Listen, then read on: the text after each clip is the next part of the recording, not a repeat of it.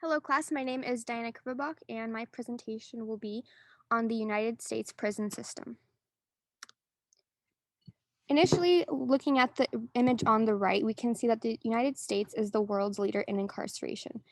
Although prisons have varied in their internal regimes and their stated aims, the main achievement of the prison has been its most basic mandate to contain and restrain offenders.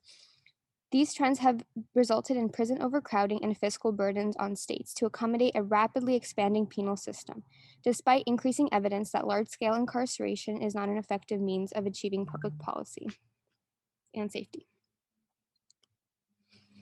From the historical perspective, we start off with penitentiaries. Walnut Street Jail was the first institution that followed penitentiary ideals. This included single cells, individual handcuffs, isolation from temptation, classification of prisoners, a mission of reform rather than simple punishment. Quakers were instrumental in the design and implementation of the facility, originating in Philadelphia in 1790. The Jacksonian era was a time period between 1829 and 1837, marked by the presidency of Andrew Jackson. This included rising industrialism, a shift from agrarian to industrial economics, and a growing division between the North and the South. The separate system included the regime that was one of solitary confinement and manual labor, a simple monastic existence in which the prisoners were kept separate from each other as well as from the outside world. The prison system whereby inmates had separate cells and never interacted with other inmates or outsiders during the prison sentence. The congregate system included a prison system where inmates slept in single cells but were released each day to work as a factory or agrarian laborers. Inmates also ate and exercised together. The system originated in Auburn, New York, and spread throughout the Northeast. For women and minorities in the penitentiary was considered a noble experiment in human form. Women and minorities were considered barely human. Most African Americans at this time were slaves, while most women were confined to subservient domestic roles. Hence, these groups were not considered fit candidates for the penitentiary's rehabilitative regime. Those who were confined to penitentiaries were warehoused, regulated to remote institutional settings, such as attics, where they were often unsupervised and vulnerable to abuse. These prisoners were typically housed in regular mass confinement prisons, which made no effort at reforming prisoners and served merely to warehouse them until release. Strict rules were routinely enforced with strict punishment, including whipping and confinement to dark cells for weeks on end. Looked at from the inside, as seen by these prisoners and not the reformers, the penitentiary was a profoundly inhumane institution. The reformatory movement was in the late 1800s when new institutions called reformatories were opened. They had a stronger emphasis on reform and targeted younger offenders. The reformatory movement thrived on gender stereotypes. For men, military drills formed a key feature of the reformatory regime, which sought to produce disciplined Christian gentlemen. As for women, domestic pursuits were at the heart of the reformatory regime, which is the instance sought to produce Christian gentlewomen. Plantation prisons were primarily in the South and agrarian rather than industrial, and utilized convict labor in the same way that earlier plantations had utilized slave labor. As the name would imply, plantation prisons contained a gross overrepresentation of black prisoners, both men and women. Newly emancipated African Americans would be incarcerated on the flimsiest pretext and then be put to harsh labor in the fields of these prisons, often in chain gangs. The difference between big houses and correctional institutions were real. Daily regimes at correctional institutions were typically more relaxed and accommodating, but the benefits of correctional institutions were largely exaggerated. The big house prison, much like its rock piles, reflected no grand scheme or purpose. Neither penance nor profits were sought. Routinely were purposely empty, and activities served no purpose other than to maintain order. In correctional institutions, harsh discipline and repression by officials seems less salient features of prison life. They often they often had more yard and recreational privileges, more liberal mail and visitation policies, more amenities, including an occasional move your concert, and more educational, vocational, and therapeutic programs, though these various remedial efforts seem to be thrown as window dressing.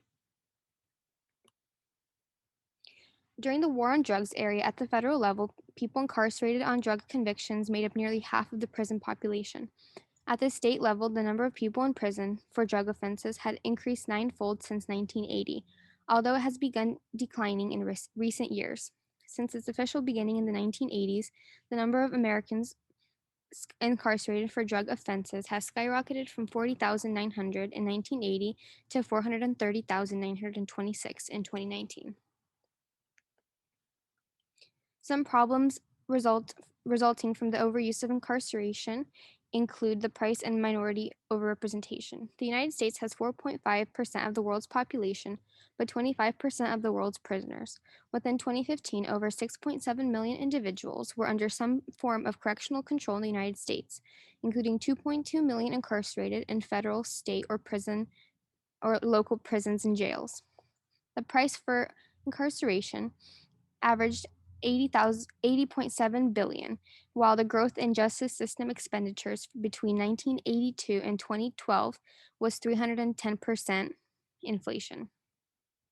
The number of companies that profit from mass incarceration are an average of 4,000. Minority overrepresentation is also a predominant problem within incarceration. Black men are 6 times as likely to be incarcerated as white and Latinos are 2.5 times as likely. For Black men in their 30s, about 1 in every 12 is in prison or jail on any given day. Additionally, the wealthy can access vigorous adversary systems replete with the constitutional protections for defendants. Yet the experiences of poor minority defendants within the criminal justice system often differ substantially from that of model due to a number of factors, each of which contribute to the representation of such individuals in the system. This primarily targets minority communities, as within policing, African Americans and Latinos comprise 29% of the U.S. population, yet they make up 57% of the U.S. prison population. As seen in the Sentencing Project, within all men, 1 in 9 are likely to go to prison. However, with white men, 1 in 17 are likely, and within Black men, 1 in 3 are likely. This is also a predominant problem within Black and white women, as Black women are more likely to go to prison as well. Some prison downsizing policies include the California Public Safety Realignment Act, or AB 109, and prisons and public safety in general. Within California Public Safety Realignment Act, the central goal of realignment was to decentralize the jurisdiction and funding of a large proportion of the low-risk inmate population from the state to county level. This also includes moving the imprisonment of felons convicted of non-serious, non-violent, and non-sexual crimes from state prisons to county jails. Realignment changed the way technical violations of parole and probation are punished by shortening the maximum sentence from 1 year to 6 months and by requiring that the sentence be served in a local jail or under community supervision rather than served in a state prison cell. Within prisons and public safety, a regression point displacement design was used to examine the effects of California's Realignment Act on violence and property crime rates. The RPDD is a pre-test post-test quasi-experimental design based on simple but compelling ideas. The post-test measurement of a treatment group is compared to a pre-post regression line of the population. Between 2010 and 2012, the U.S. parole population declined by 46%, the jail population increased 12%, and the probation population increased 34%. Within federal and state level policies, the federal level consists of Congress passing the Fair Sentencing Act in 2012, which reduced the disparities in sentencing between crack and powder cocaine offenses. In 2014, the U.S. Sentencing Commission unanimously voted to reduce excessive sentencing for up to 46,000 people currently serving time for federal drug offenses. At the state level, California voters passed ballot measure Proposition 47 in 2014, which reclassified certain low-level property and drug crimes from felonies to misdemeanors and will reinvest some of the fiscal savings into prevention programs. In New York, policymakers reformed the Rockefeller drug laws in 2009, which imposed harsh mandatory minimum sentences for low-level drug offenses. Additionally, we have Senate Bill 678, Assembly Bill 109, Prop 47, as well as other federal and state level policies. Some results and areas for future research. So within just 15 months of its passage, realignment reduced the size of total prison population by 27,527 inmates. Prison crowding declined from 181% to 150% of design capacity. Approximately 453 million was saved in 2012, and there were no adverse effects on the overall safety of Californians. The results found here provide evidence that large reductions in the size of the prison population can be made without endangering the overall safety of the public. A justice reinvention approach would redirect some portion of the funds states now spend on prisons to rebuild the social capital and local infrastructure. This includes quality schools, community centers, and healthcare facilities in high incarceration neighborhoods. This would also increase social support mechanisms. Imprisonment may affect crime, but it does so at a high social, human, and economic cost and is far less cost effective than its alternatives. The discussion question for this week is based on this week's readings, what do you believe is the relationship between race, poverty, and incarceration? Additionally, what concrete steps can individuals take to advance criminal justice reforms and what would reduce the occurrence of mass incarceration?